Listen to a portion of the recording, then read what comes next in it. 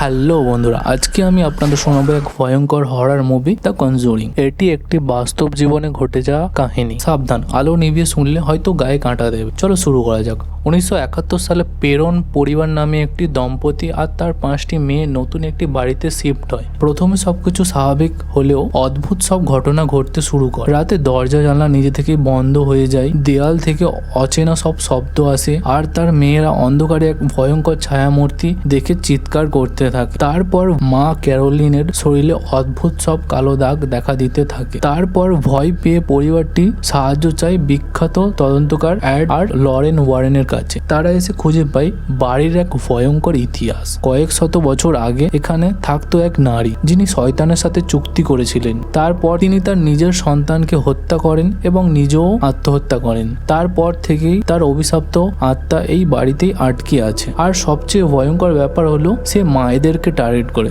যাতে মা নিজেই তার সন্তানকে হত্যা করে। একদিন পরিস্থিতি এতটা ভয়ঙ্কর হয়ে যায় যে ক্যারোলিনাকে পুরোপুরি দখল করে ফেলে ওই আত্মা। তখন শুরু হয় এক্সট্রসিজম, ভূত তাড়ানোর আচরণ।